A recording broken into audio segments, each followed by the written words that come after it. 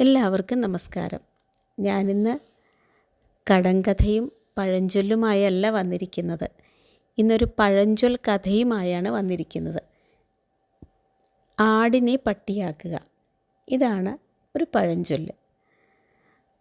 അതിൻ്റെ അർത്ഥം ഒരു വസ്തുവിനെ മറ്റൊന്നായി ധരിപ്പിച്ചുകൊണ്ട് അല്ലെങ്കിൽ ഏതെങ്കിലും ഒരു കാര്യത്തെ യഥാർത്ഥ കാര്യമല്ലാതെ വേറെ എന്തെങ്കിലുമാണെന്ന് ധരിപ്പിച്ചുകൊണ്ട് മനസ്സിന് സംഭ്രമമുണ്ടാക്കുന്ന രീതിയിൽ സംസാരിക്കുന്നതാണ് ആടിനെ പട്ടിയാക്കുക എന്ന് പറയുന്നത്. കഥ കേട്ടോളൂ. ദാനം കിട്ടിയ ഒരാടുമായി ഒരു ബ്രാഹ്മണൻ ഇല്ലത്തേക്ക് മടങ്ങുകയായിരുന്നു. ബ്രാഹ്മണരുടെ വീടിനാണ് ഇല്ലം എന്ന് പറയുന്നത്. വഴിക്ക് കള്ളന്മാരുടെ ഒരു സംഘം ബ്രാഹ്മണൻ്റെ പക്കൽ നിന്നും ആടിനെ എങ്ങനെയെങ്കിലും തട്ടിയെടുക്കണമെന്ന് ആലോചിച്ചു. അവർ തയ്യാറാക്കിയ പദ്ധതി അനുസരിച്ച് ഓരോരോ ഇടങ്ങളിലായി ബ്രാഹ്മണനെയും കാത്തിരിപ്പായി.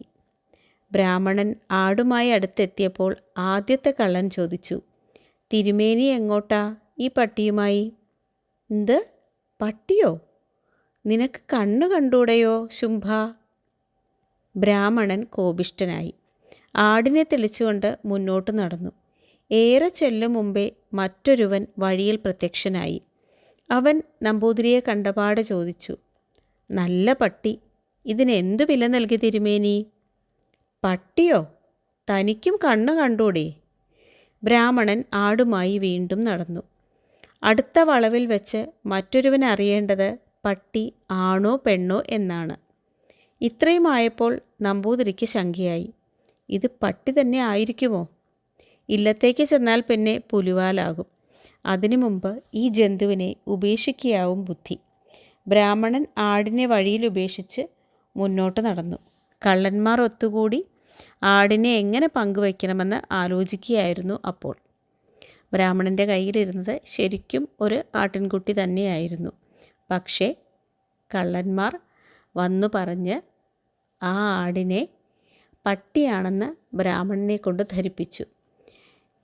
ഈ ഒരു സംഭവത്തിൻ്റെ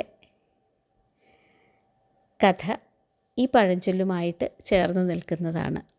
ആടിനെ പട്ടിയാക്കുക എന്നത് കുട്ടികൾക്ക് എല്ലാവർക്കും ഇഷ്ടമായി എന്ന് കരുതുന്നു.